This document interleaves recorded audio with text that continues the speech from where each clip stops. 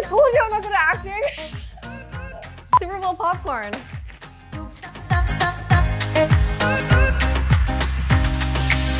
My name's Emily O'Brien. I grew up in Hamilton, Ontario. I own a company called Comeback Snacks, and I'm a philanthropist and a former convict. When I moved to Toronto and I started my first company, which was a social media business, the party scene there was a lot more hard. Over time, my substance use got more and more out of control. I loved the feeling, I loved being social, I loved it. Our apartment looked like an obstacle course, like it was just out of control. We would have strangers in our apartment making crafts.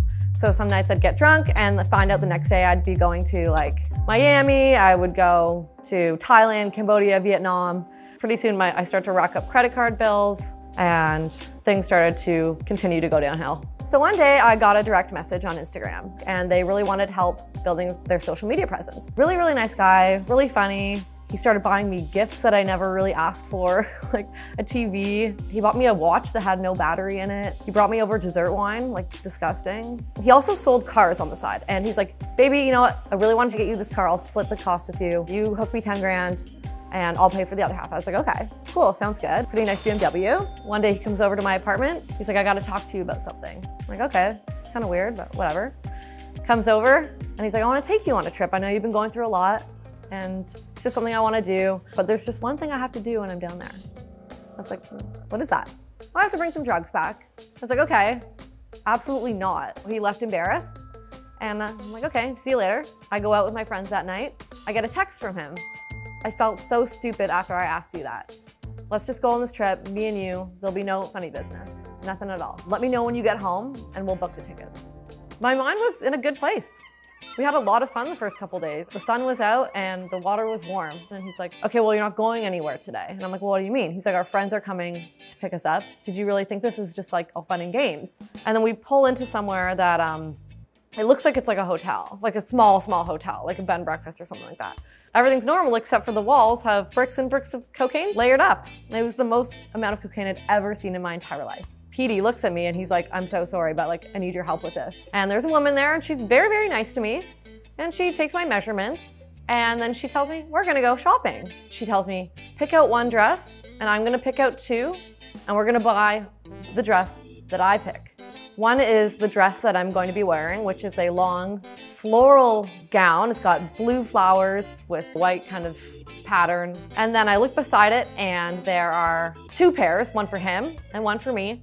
And it's like a pair of spandex boxer shorts. And in the front of the boxer shorts, there's a kangaroo pouch for 1 kilo of cocaine.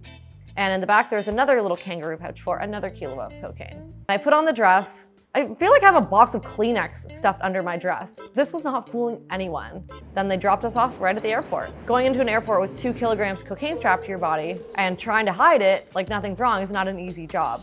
I'm not gonna be able to look at a customs officer in the face and lie about this. And just as I'm, you know, not making a run for it, but at least going to go take them off my body, he's like, nope, it's too late now.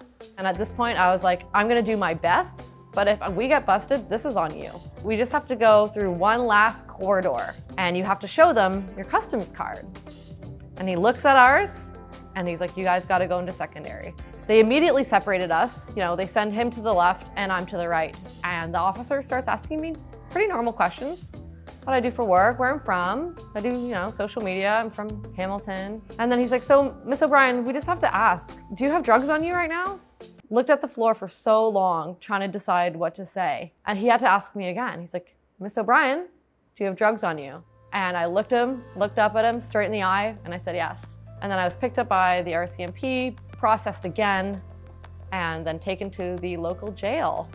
So I was finally sentenced on January 16th, 2018. A couple months in, we were actually having a Super Bowl party, and I managed to get to know quite a few of the women, and I really saw a lot of strength in them, and a desire to do better, a desire to see their families again. And I generally saw good, and I really wanted to figure out a way to share other people's stories, not just my own, but to share other people's stories, to help other people understand how we end up in these situations. So during the Super Bowl party, which was pop and chips and popcorn, someone put lemon, pepper, and dill on their popcorn. And I was like, holy crap, this is so good. After Super Bowl, I knew it was time to get to work. But it was gonna be a little bit different. I didn't have internet access, I didn't have a cell phone. I had some stamps, and I had a lot of friends and support, and I knew that we could build something that really, really mattered, but I had to work on the recipes. We didn't have access to a lot of things. So every night I would kind of tool around with different ingredients. One of the original prison recipes was called jailhouse cheese, and we would actually get macaroni cheese and take out the cheese powder from it and put it on. We also would put Splenda and cinnamon. That was a very popular one. In order to reach out to certain people in the community, I did homework for them so they could buy me stamps. I called people, I read tons of books. I made friends with some of the correctional officers and staff and talked to them about it and kind of got them on my side. So when it was time to leave prison, I knew I was ready. I had a business plan, I had the support in place. Most importantly, I had my drive and my confidence back. And I knew that no alcohol or drugs was gonna get in the way ever again.